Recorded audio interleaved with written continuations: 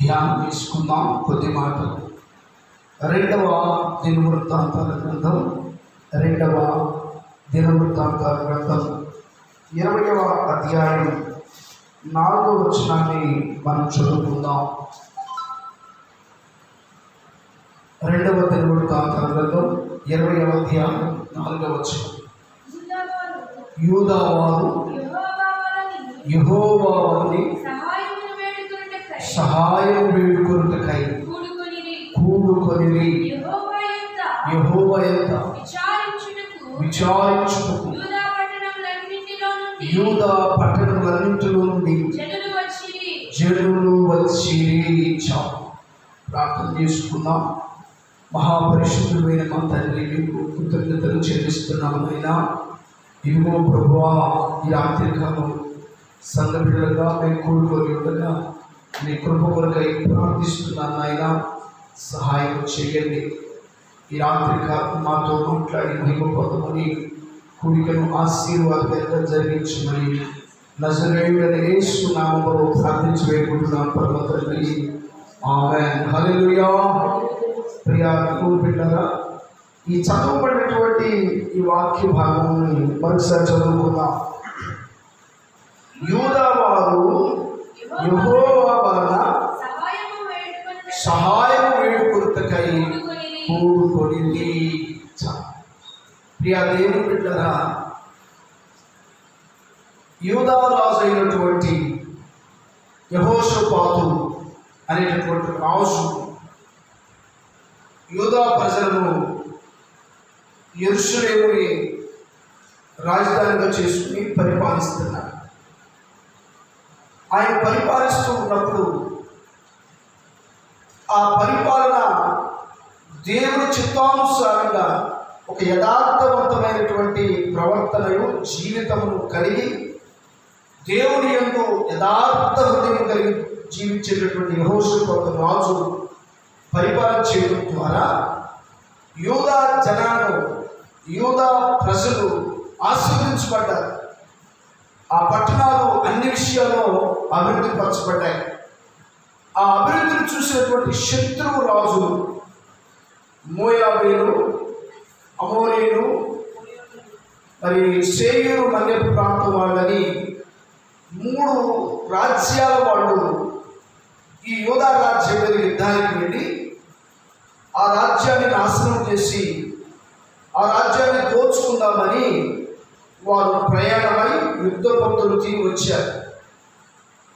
అది తెలిసినటువంటి యెహోషాపాతు రాజు, అయ్యో 3 రాజ్యాలు మన ఒక్క రాజ్యం మీదకి వచ్చినాయే, మనం ఎలా వారి మీద యుద్ధం చేసి జయిస్తాము?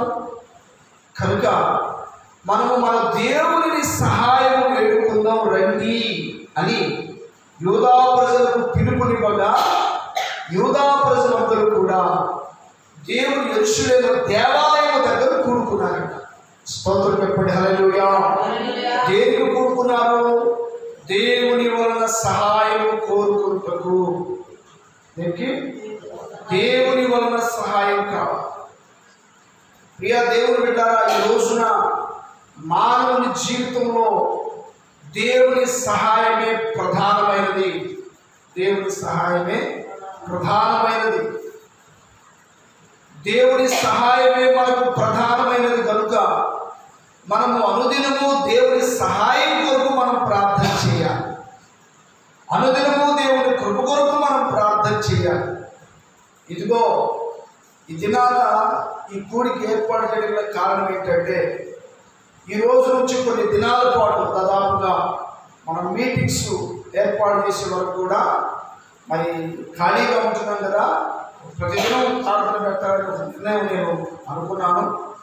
కనుక మీరు అవకాశం ఉన్నవాళ్ళు, ఎందుకంటే పనులకి వెళ్తున్నారు, మరి ఆ అవకాశం ఉన్న వాళ్ళని తప్పకుండా వచ్చి పాల్గొని పొందండి. అందరం కలిసి మా యొక్క సంఘాల నిమిత్తం, మా యొక్క కుటుంబాల నిమిత్తం, జరగబోయేటటువంటి సభల నిమిత్తమై మనం ప్రార్థన చేసుకుందాం.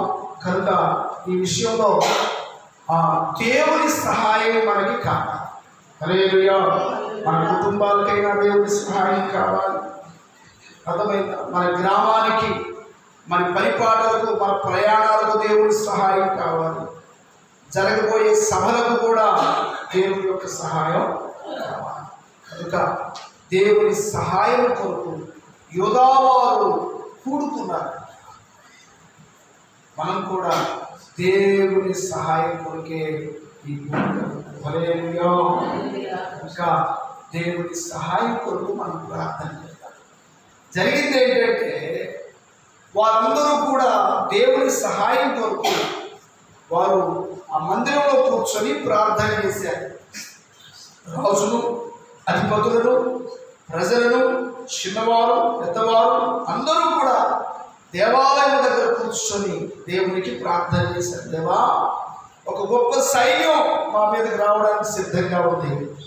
మాకైతే శక్తి చాలదు, మాకు బలం చాలదు, ఏం చెయ్యాలో మాకు తోచట్లేదు, నీవే మాకు దిక్కు. హల్లెలూయా, హల్లెలూయా.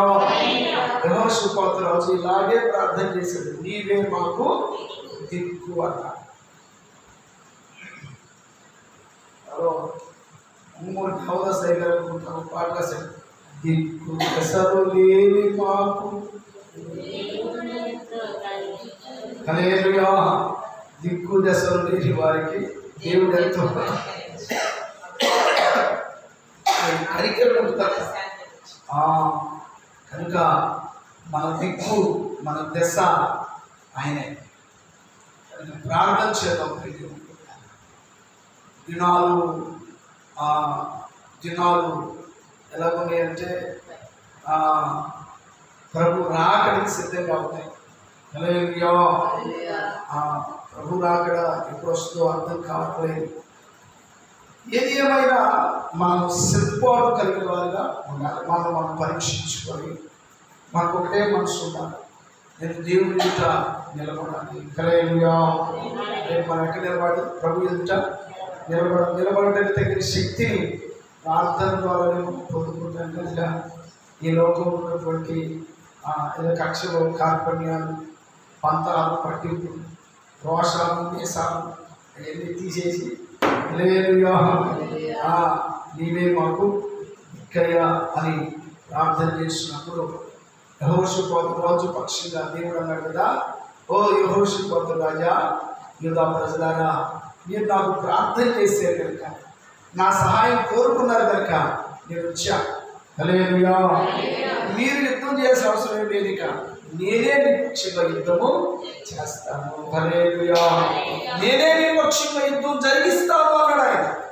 అన్న దేవుడు మీరు ఉదయాన్నే యుద్ధానికి బయలుదేరి ఆ యుద్ధ భూమికి సరికే దేవుడు యుద్ధం చేశాడు.